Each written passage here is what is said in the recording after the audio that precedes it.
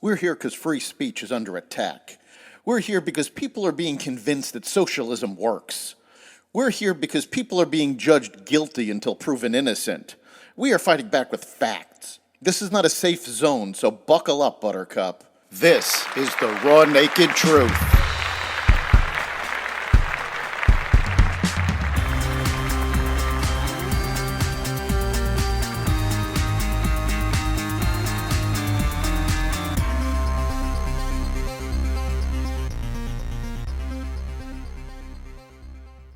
A meeting with China, homelessness up, and more. Welcome to the Raw Naked Truth. I'm your host, Eric Lupkin, and here's the news you need to know. A new poll by The Economist and YouGov finds that Robert F. Kennedy Jr. has the highest favorability ratings of any candidate in the 2024 race for the White House. This latest poll is sending shockwaves among the political class in Washington, D.C. After being in the race less than 2 months, Kennedy is viewed favorably by 49% of those polled, while Biden is at 45% and Trump comes in third at only 43%. According to The Economist and YouGov, Kennedy Jr. was viewed favorably by 49% of respondents and unfavorably by just 30%, leaving him with a net rating of 19 points, higher than any other candidate in the poll, which surveyed 1,500 adult respondents from June 10th to 13th.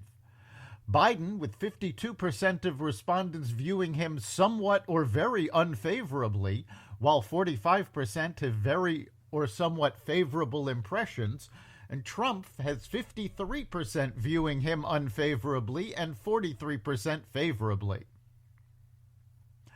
China and the United States said Secretary of State Antony Blinken and Chinese President Xi Jinping made progress toward easing tensions between Washington and Beijing, agreeing to stabilize relations but falling short of a breakthrough on opening military communication lines. Blinken talked with Xi for about 35 minutes in the Chinese capital on the second and final day of his trip to China, the first by a top official in the Biden administration. Blinken said the U.S. and China, which have clashed over Taiwan, the South China Sea, trade, and other issues, still have work ahead to keep relations from spiraling into conflict. We have no illusions about the challenges of managing this relationship, Blinken said. The Biden administration has yet to accept the fact that China is in a Cold War with the United States. Russia tried unsuccessfully to assassinate a CIA informant in Miami. A former high-ranking Russian intelligence official named Alexander Potayev, in a brazen operation that spiraled into tit-for-tat retaliation by the United States and Russia, the New York Times reported on Monday. The incident signaled that Russian President Vladimir Putin is willing to expand his targeting of his enemies onto U.S. soil. The red lines are long gone for Putin, former CIA officer Mark Polymeropoulos told the Times. He wants all these guys dead. The foiled assassination attempt is revealed in the British edition of the book Spies, the Epic Intelligence War Between East and West by Harvard National Security and intelligence scholar Calder Walton, scheduled to be published on June 29th.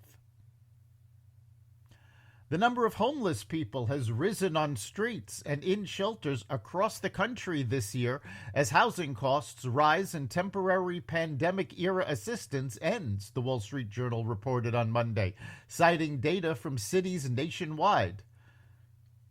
The Journal examined data from 150 groups that count homeless people in cities and in some cases entire states, and found that homeless populations increased in early 2023 compared to 2022 in more than 100 places, including Chicago, Miami, Boston, and Phoenix, with the two largest cities, New York and Los Angeles, yet to report.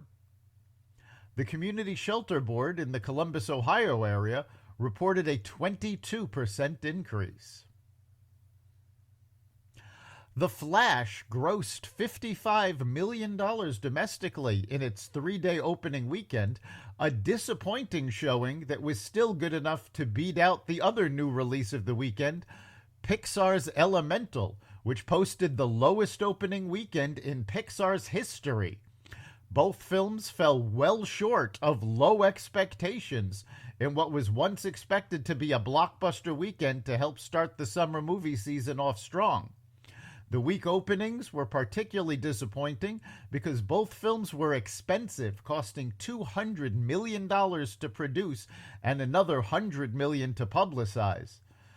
For comparison, DC's Black Adam, which was widely considered a failure, opened to $67 million last year. That's the Raw Naked Truth.